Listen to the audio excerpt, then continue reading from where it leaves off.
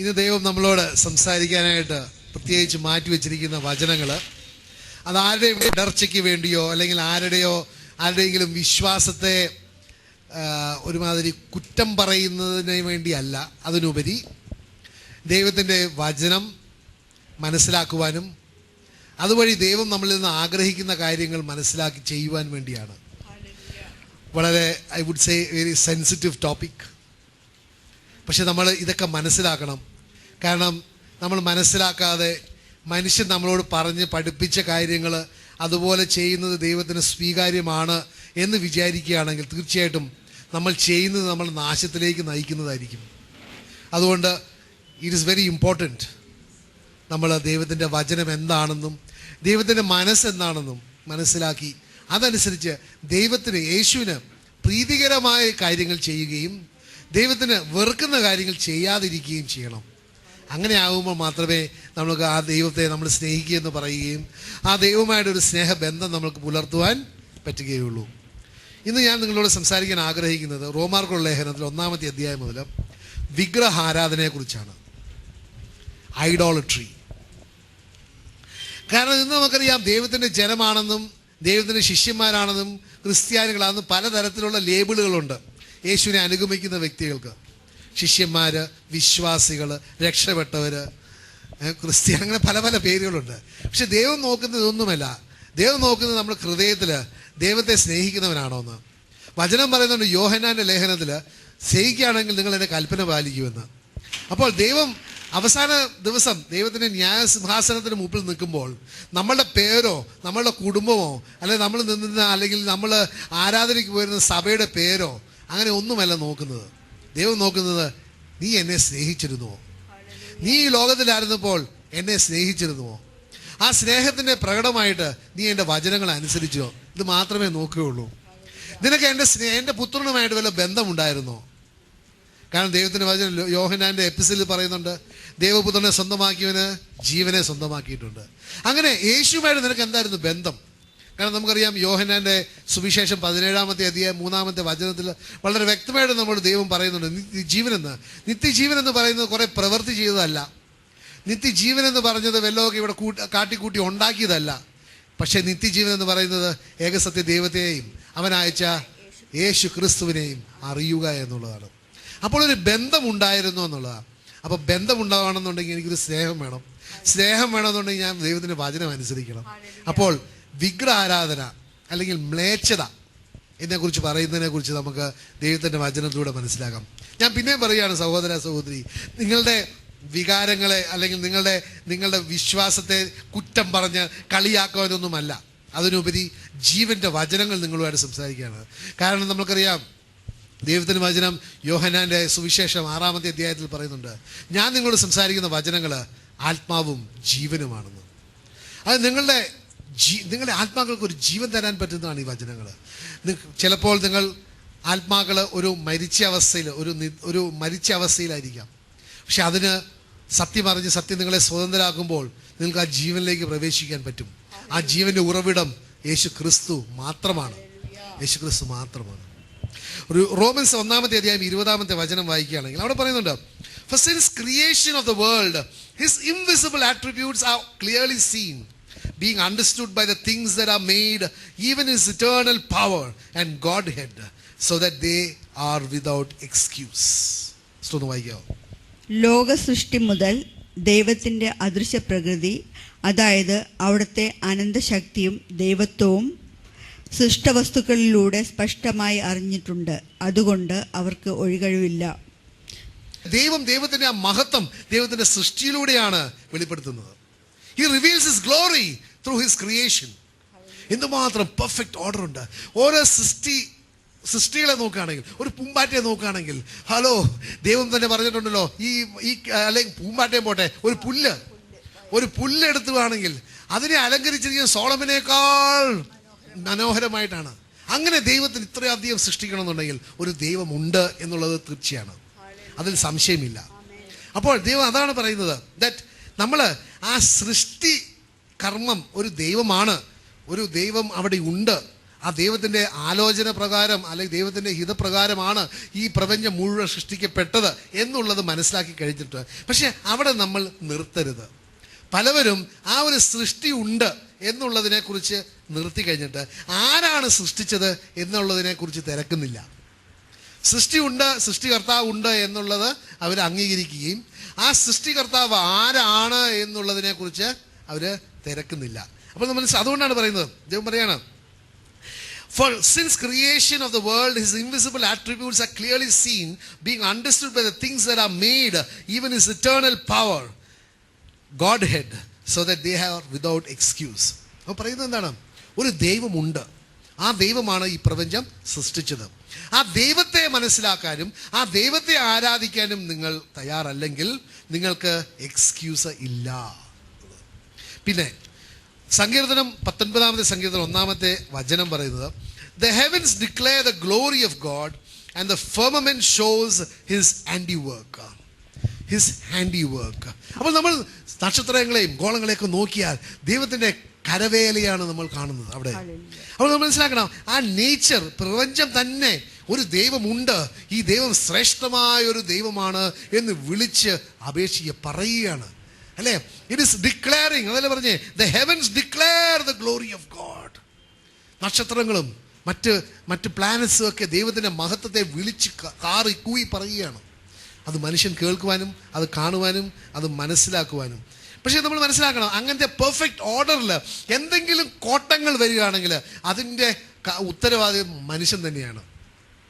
നമുക്കറിയാം, പണ്ട് പറയുമായിരുന്നു അല്ലേ, സ്കൂൾ തുറക്കുന്നത് എന്നാണ് ജൂൺ 1-ാം തീയതി. ജൂൺ 1-ാം തീയതി മഴ പെയ്യും അല്ലേ. പണ്ട് അങ്ങനെയായിരുന്നു. വളരെ കൃത്യമായിട്ട് ജൂൺ 1-ാം തീയതി സ്കൂൾ തുറക്കുകയും ജൂൺ 1-ാം തീയതിയാണ് അറ്റ്ലീസ്റ്റ് കേരളത്തിൽ മഴ തുടങ്ങുന്നത്. ഇന്ന് മഴ എന്നാണ് വരുന്നതെന്ന് അറിഞ്ഞുകൂടാ. മഴ പെയ്യേണ്ട സമയത്ത് മഴയില്ല, മഴ പെയ്യേണ്ടാത്ത സമയത്ത് മഴയുണ്ട്. അല്ലെങ്കിൽ you talk of global warming അല്ലേ. ഇതിൻ്റെ എല്ലാത്തിനും കാരണം എന്താണ്? മനുഷ്യൻ, ആ ദൈവം സൃഷ്ടിച്ച ആ നല്ല ആ ഭൂമിയെ മനുഷ്യൻ്റെ പ്രവൃത്തികൾ കൊണ്ട് നശിപ്പിക്കുകയാണ്. There is a destruction taking place because of man's, എന്നാ പറയുന്നത്, willful going against the word of the law of God or the law of nature. അങ്ങനെ ദൈവത്തിൻ്റെ ആ പെർഫെക്റ്റ്നെസ്സിൽ എന്തെങ്കിലും കുറവ് വന്നിട്ടുണ്ടെങ്കിൽ അതിൻ്റെ കാരണം മനുഷ്യനാണ്. എങ്ങനെ? ദൈവം മനുഷ്യനെ സൃഷ്ടിച്ചത് മനുഷ്യനുമായിട്ടൊരു വ്യക്തിപരമായ സ്നേഹബന്ധത്തിന് വേണ്ടിയാണ്. ആ ബന്ധം വിച്ഛേദിക്കപ്പെട്ടത് ആര് കാരണമാണ്? മനുഷ്യൻ. അതുപോലെ തന്നെ ഈ ലോകത്തിൽ എന്തെങ്കിലും ദുരിതങ്ങളുണ്ടെങ്കിലും, നമുക്കറിയാം എയ്ഡ്സ് എന്ന് പറഞ്ഞ ഒരു അസുഖം ഒരു 50 വർഷം മുമ്പ് ഇതിനെക്കുറിച്ച് ആർക്കും അറിയില്ലായിരുന്നു. പക്ഷെ അതെങ്ങനെയാണ് ഉണ്ടായത്? മനുഷ്യൻ്റെ പ്രവൃത്തികൾ കൊണ്ട്. അങ്ങനെ ഈ ലോകത്തിൽ മനുഷ്യന് വിപരീതമായിട്ട് അല്ലെങ്കിൽ അവന് പ്രയാസങ്ങളും വരുത്തുന്ന എന്തെങ്കിലുമൊക്കെ ഉണ്ടെങ്കിൽ അതിൻ്റെ കാരണം മനുഷ്യൻ തന്നെയാണ്. ദൈവത്തിൻ്റെ പ്ലാനും പദ്ധതിയല്ല മനുഷ്യനെ പീഡിപ്പിക്കണമെന്ന്. He created a beautiful earth. അതിനകത്ത് എന്തെങ്കിലും കോട്ടങ്ങളുണ്ടെങ്കിൽ അത് മനുഷ്യൻ തന്നെ ഉണ്ടാക്കി വെച്ചതാണ്. അപ്പോൾ നമ്മൾ മനസ്സിലാക്കേണ്ടത്, ആ പ്രപഞ്ചം മുഴുവൻ ദൈവത്തിൻ്റെ മഹത്വത്തെയാണ് വിളിച്ച് പറയുന്നത്. അപ്പോസ്തല പ്രവർത്തനം 14-ാമത്തെ അധ്യായം 17-ാമത്തെ വചനം അവിടെ പറയുന്നുണ്ട്, Nevertheless, he did not leave himself without witness, in that he did good, gave us rain from the heaven and fruitful seasons, filling our hearts with food and gladness. അപ്പോൾ അവിടെ ദൈവം ഈ പ്രപഞ്ചം സൃഷ്ടിച്ചത് എന്തിനാണ്? മനുഷ്യന് നന്മയ്ക്ക് വേണ്ടിയാണ്. ഒന്ന് വായിക്കാമോ അത്? അപ്പോസ്തല പ്രവർത്തനം 14:17. നന്മ പ്രവർത്തിക്കുകയും ആകാശത്തു നിന്ന് മഴയും ഫലപുഷ്ടമായ കാലാവസ്ഥയും നിങ്ങൾക്ക് പ്രദാനം ചെയ്യുകയും ആഹാരവും ആനന്ദവും നൽകി നിങ്ങളുടെ ഹൃദയങ്ങളെ നിറയ്ക്കുകയും ചെയ്തുകൊണ്ട് അവിടുന്ന് തനിക്ക് സാക്ഷി നൽകിക്കൊണ്ടിരുന്നു. കാരണം നമുക്കറിയാം, ദൈവം ഈ പ്രപഞ്ചം ഈ ഭൂമി സൃഷ്ടിച്ചപ്പോൾ അത് മനുഷ്യന് വേണ്ടിയാണ് സൃഷ്ടിച്ചത് അല്ലേ. ഈ ഭൂമി ആർക്ക് വേണ്ടിയാണ് സൃഷ്ടിച്ചത്? മനുഷ്യന് വേണ്ടിയാണ്. അതാണ് ഉൽപ്പത്തി പുസ്തകം 1-ാമത്തെ അധ്യായം 28-ാമത്തെ വചനം വായിക്കുകയാണെങ്കിൽ അവിടെ ദൈവം പറയുകയാണ്, increase and multiply and I will give you dominion over everything, അല്ലേ, over the beasts of the earth. വായിക്കാവത്?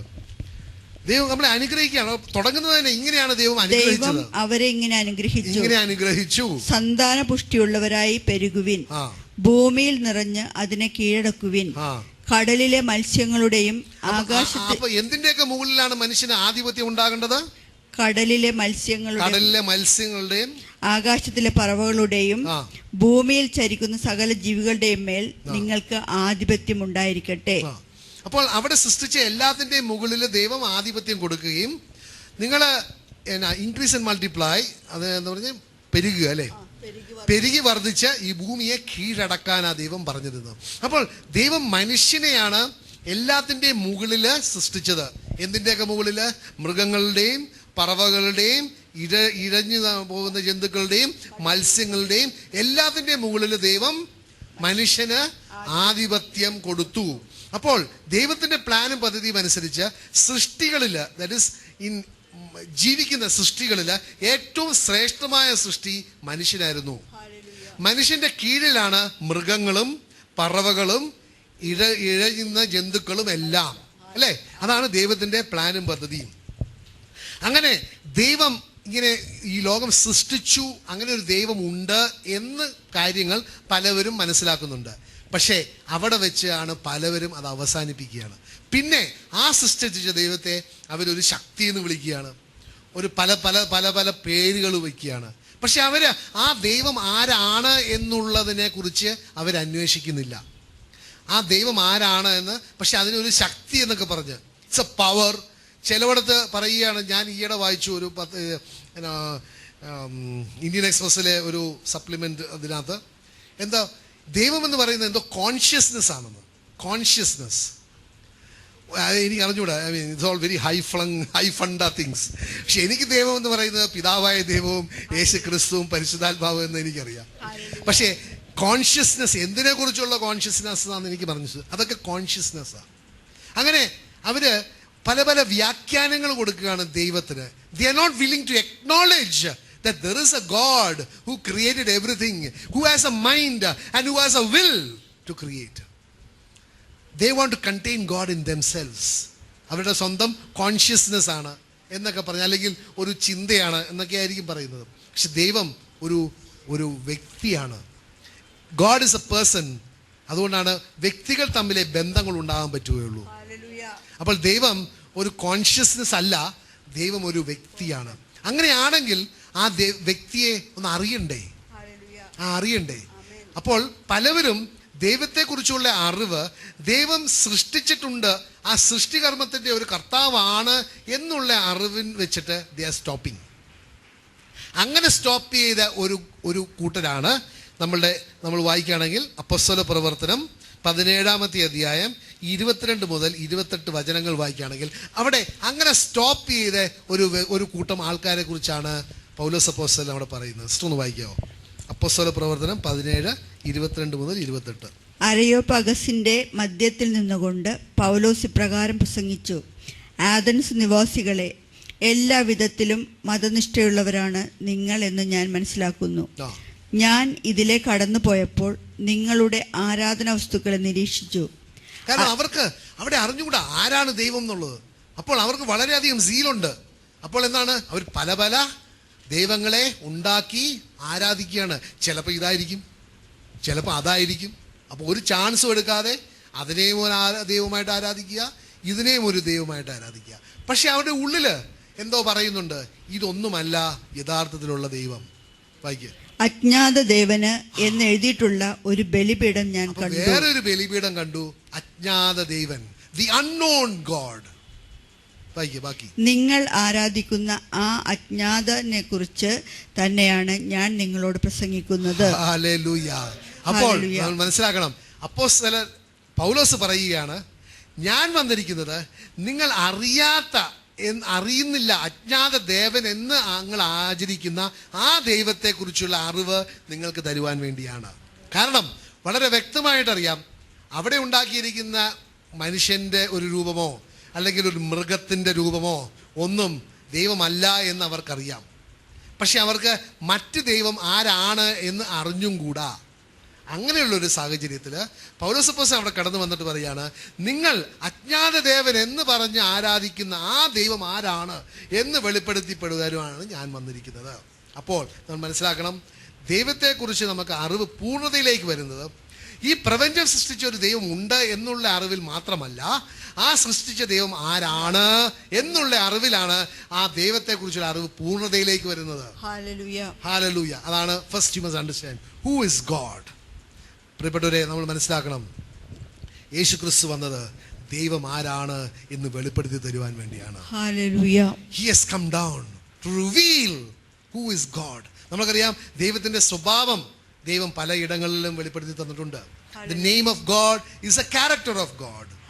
പക്ഷെ മനുഷ്യനത് മനസ്സിലാക്കാൻ പറ്റാതെ ദൈവം തന്നെ ഈ ഭൂമിയിലേക്ക് വചനം മാംസമായി നമ്മളുടെ മധ്യേ വസിച്ചു, അവന്റെ മഹത്വം ദർശിച്ചു എന്നാണ് യോഹന്നാന്റെ സുവിശേഷം പറയുന്നത്. So God, Jesus Christ came to reveal the unknown God that they were worshipping. പറയുന്നത് മനസ്സിലാവുന്നുണ്ടല്ലോ? യേശു ക്രിസ്തു വന്നത് അജ്ഞാത ദേവനായിട്ട് ആരാധിച്ച ആ ദൈവം ഞാനാണ് എന്ന് പറയുവാൻ വേണ്ടി. കാരണം നമുക്കറിയാം ദൈവത്തിൻ്റെ വചനത്തിൽ വളരെ ഇടങ്ങളിലും പറയുന്നുണ്ട് ആരാണ് മെസ്സാഹ എന്ന് പറയുമ്പോൾ അവൻ പറയുന്നുണ്ട്, തുടക്കത്തിൽ തന്നെ ലൂക്കായുടെ സുവിശേഷം തന്നെ 4-ാമത്തെ അധ്യായം പറയുന്നുണ്ടല്ലോ, ഇന്ന് ഈ വചനങ്ങൾ നിങ്ങളുടെ മധ്യയെ പൂർത്തീകരിച്ചു എന്ന് പറയുന്നുണ്ട്. So he was revealing himself. Messiah ആരാണെന്ന് നമുക്കറിയാം. 4-ാമത്തെ അധ്യായം യോഹന്നാൻ 4-ാമത്തെ അധ്യായം സമാരിയ സ്ത്രീ ചോദിച്ചില്ലേ ആരാണെന്ന്? അത് പറഞ്ഞു നിന്നോട് സംസാരിക്കുന്നവൻ തന്നെയാണെന്നുള്ളത്. അങ്ങനെ പലയിടങ്ങളിലും ആ അൺനോൺ ഗോഡ്, ഒരു ദൈവമുണ്ട് എന്നുള്ളത് മനുഷ്യന് മനസ്സിലാകുകയും അത് ആരാണെന്ന് അറിയാതെ മനുഷ്യൻ നടക്കുമ്പോൾ ദൈവം വെളിപ്പെടുത്തി കൊടുക്കുകയാണ് ആ നിങ്ങൾ ആരാധിക്കുന്ന അൺനോൺ ഗോഡ്, അല്ലെങ്കിൽ നിങ്ങൾ പല പേരുകളിലും കൊടുത്ത് ശക്തി എന്നൊക്കെ വിളിക്കുന്ന ദൈവമാണ് ഞാൻ. ആ ദൈവത്തിൻ്റെ പേരാണ് യേശു ക്രിസ്തു. അത് വെളിപ്പെടുത്തി തരുവാനാണ് ദൈവം നമ്മുടെ മധ്യേ വന്ന്. അതാണ് ഇമ്മാനുവൽ, ഗോഡ് വിത്ത് അസ് എന്ന് നാമം എടുത്ത് യേശു ക്രിസ്തു നമ്മളുടെ മധ്യേ വന്ന് ജനിക്കുകയും ജീവിക്കുകയും ചെയ്തത്. അങ്ങനെ നമ്മൾ മനസ്സിലാക്കുകയാണെങ്കിൽ റോമർക്കുള്ള 1-ാമത്തെ 21-ാമത്തെ വചനത്തിലോട്ട് പോകാം. Because although they knew God, they did not glorify him as God, nor were thankful, but became futile in their thoughts, and their foolish hearts were darkened. അപ്പോൾ അവർ ദൈവത്തെ അറിഞ്ഞിരുന്നെങ്കിലും അവിടുത്തെ ദൈവമായി മഹത്വപ്പെടുത്തുകയോ അവിടത്തേക്ക് നന്ദി പ്രകാശിപ്പിക്കുകയോ ചെയ്തില്ല.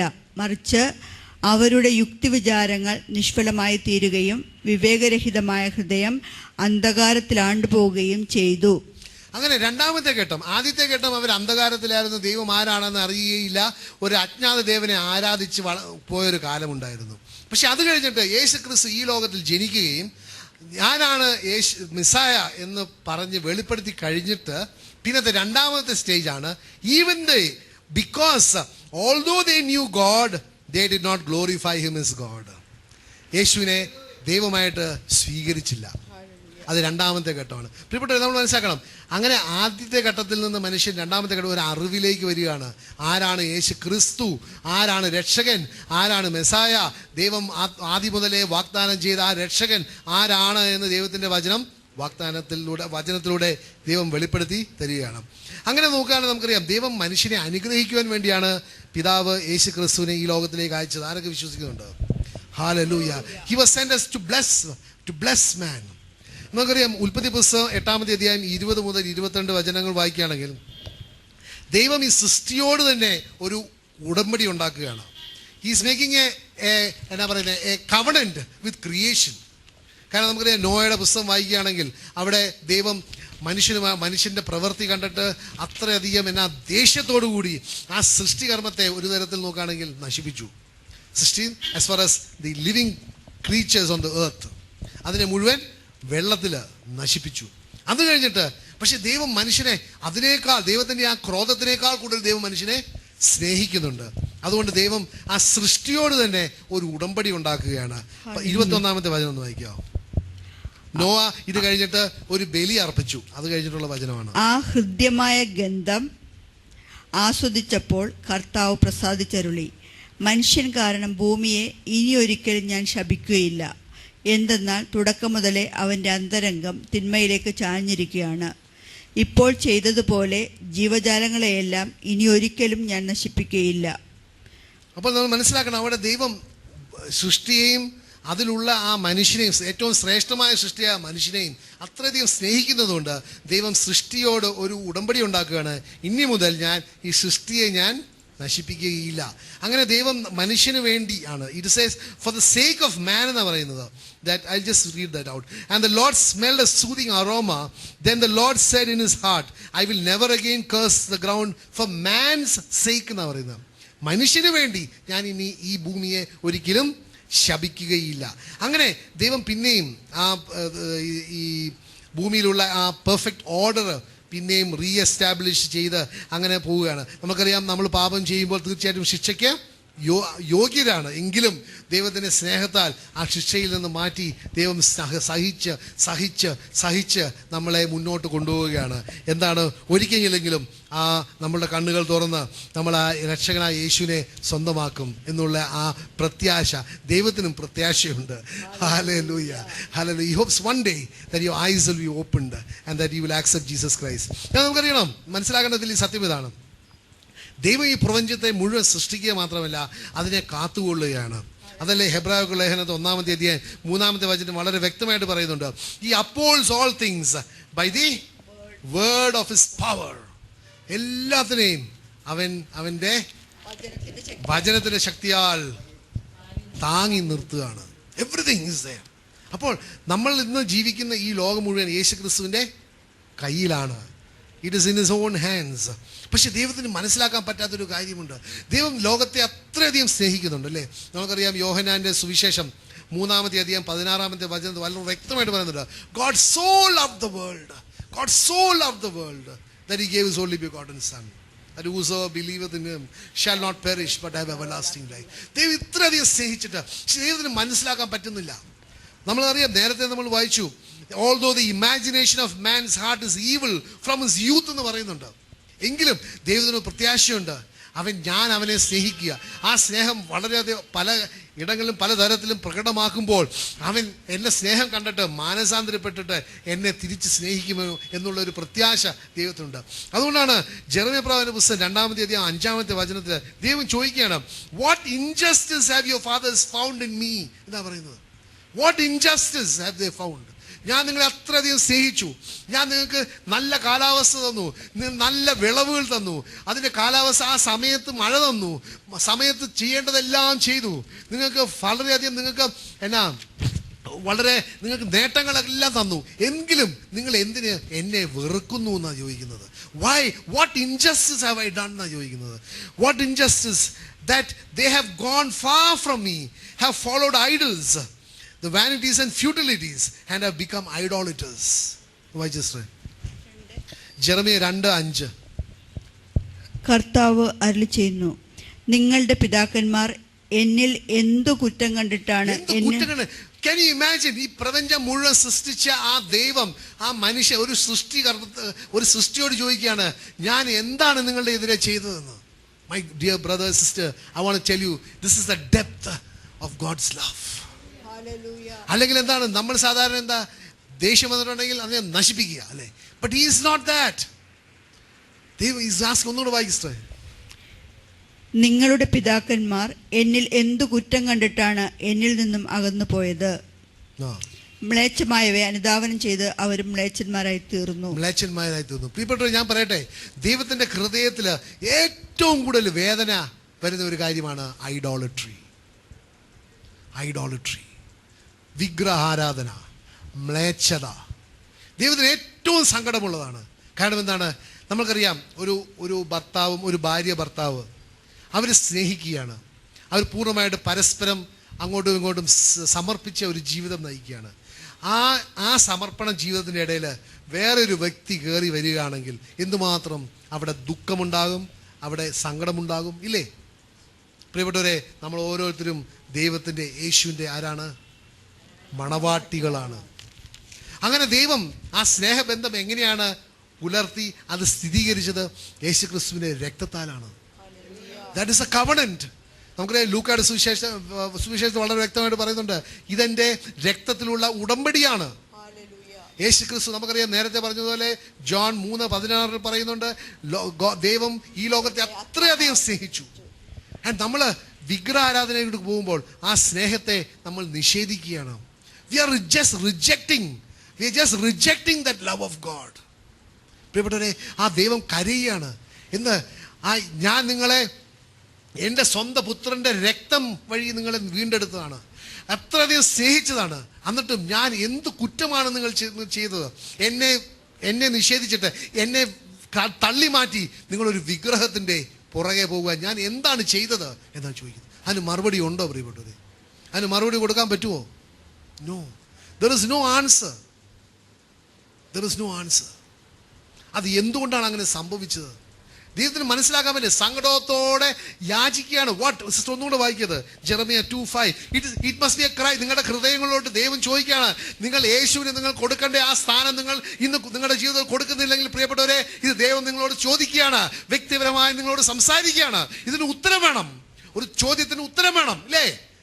ഒരു ചോദ്യത്തിന് ഉത്തരം വേണം. നിങ്ങൾക്ക് ഉത്തരം കൊടുക്കാൻ പറ്റുമോ? നിങ്ങൾ എന്തിനാണ് ദൈവത്തിന്റെ സ്നേഹം നിഷേധിച്ചിട്ട്, തള്ളിക്കളഞ്ഞിട്ട് നിങ്ങൾ എന്തിനാണ് വിഗ്രഹങ്ങളുടെ പുറകെ പോകുന്നത്? വിഗ്രഹം എന്ന് പറയുന്ന പ്രിയപ്പെട്ടവരെ ഒരു പ്രതിമ മാത്രമല്ല.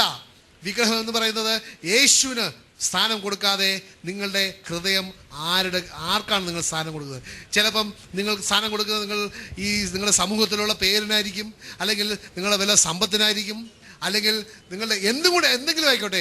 യേശുവിന് കൊടുക്കേണ്ട ആ പ്രമുഖ, ആ ഇമ്പോർട്ടൻ്റ് അല്ലെങ്കിൽ ഒള്ളി സ്ഥാനം നിങ്ങൾ വേറെ ആർക്കെങ്കിലും എന്തെങ്കിലും കൊടുത്തിട്ടുണ്ടെങ്കിൽ അത് ഒരു വിഗ്രഹമാണ്. ചിലപ്പം ധനമായിരിക്കാം, ചിലപ്പോൾ പേരായിരിക്കാം, അല്ലെങ്കിൽ എന്തും ആയിക്കോട്ടെ. ഒന്ന് വായിക്കാമോ? അങ്ങനെ ഉണ്ടെങ്കിൽ പ്രിയപ്പെട്ടവരെ, ഈ ചോദ്യത്തിന് ഉത്തരം വേണം. വായിക്കുക. കർത്താവ് അരുളി ചെയ്യുന്നു, നിങ്ങളുടെ പിതാക്കന്മാർ എന്നിൽ എന്തു കുറ്റം കണ്ടിട്ടാണ് എന്നിൽ എന്ത് കുറ്റമാണ് കണ്ടിട്ടാണ് അകന്നു പോയത്? മ്ലേച്ഛമായവയെ അനുധാവനം ചെയ്ത് അവരും മ്ലേച്ഛന്മാരായി തീർന്നു. പറയട്ടെ, എന്ത് കുറ്റമാണ് ചെയ്തത്? ഇതെങ്ങനെയാ സംഭവിച്ചത് എന്നുള്ളതിൻ്റെ അതിൻ്റെ ചില കാരണങ്ങളെ കുറിച്ച് അടുത്തതല്ല, എഫിഷ്യൻസ് 4-ാമത്തെ അധ്യായം 17-18 വചനങ്ങൾ പറയുന്നുണ്ട്. ഇത് സംഭവിച്ചതിൻ്റെ കാരണം എന്താണെന്ന്. ഇവിടെ നമ്മൾ നോക്കണം. നമ്മളെ തന്നെ ആത്മപരിശോധന ചെയ്തിട്ട്, എനിക്ക് യേശുവിനെ എനിക്ക് കൊടുക്കേണ്ട ആ സ്ഥാനം എനിക്ക് കൊടുക്കാൻ പറ്റുന്നില്ല, എനിക്ക് ആ യേശുവിനെ ഞാൻ പൂർണ്ണമായിട്ട് സ്നേഹിക്കുന്നില്ല, അല്ലെങ്കിൽ ആ യേശുവിനെ ദൈവം എന്നെ സ്നേഹിച്ചതിന് ഒരു റെസിപ്രോക്കേഷൻ ആയിട്ട് എനിക്ക് ആ ദൈവത്തെ സ്നേഹിക്കാൻ പറ്റാത്ത അവസ്ഥയുടെ കാരണം പലപ്പോഴും നമ്മൾ ചെയ്യുന്ന ചില കാര്യങ്ങൾക്ക് എന്തുകൊണ്ടാണ് ചെയ്തതെന്ന് നമുക്ക് മനസ്സിലാകുന്നില്ല, അല്ലെങ്കിൽ അതിനെക്കുറിച്ച് അറിയുന്നില്ല. പക്ഷെ ദൈവത്തിൻ്റെ വചനം പറയാണ് എന്തുകൊണ്ടാണ് ഇത് സംഭവിക്കുന്നത്. എഫിഷ്യൻസ് 4-ാമത്തെ അധ്യായം 17-18 വചനങ്ങൾ ഒന്ന് വായിക്കാമോ? കർത്താവിൽ ഞാൻ നിങ്ങളോട് ഉറപ്പിച്ച് പറയുകയും സാക്ഷ്യപ്പെടുത്തുകയും ചെയ്യുന്നു, നിങ്ങൾ ഇനി ഒരിക്കലും വ്യർത്ഥ ചിന്തയിൽ കഴിയുന്ന വിജാതീയരെ പോലെ ജീവിക്കരുത്. അപ്പോൾ എന്താണ് വ്യർത്ഥ ചിന്ത? That is the futility of your mind. നമുക്കറിയാം, റോമർക്ക് ലേഖനം 12-ാമത്തെ അധ്യായം 2-ാമത്തെ വചനം പറയുന്നുണ്ട്, do not be conformed to this world but by a renewal of your minds be transformed എന്നാണ് പറയുന്നത്. അപ്പോൾ ഈ ലോകം ചിന്തിക്കുന്നത് പോലെ ചിന്തിക്കാതെ ഇരിക്കണം.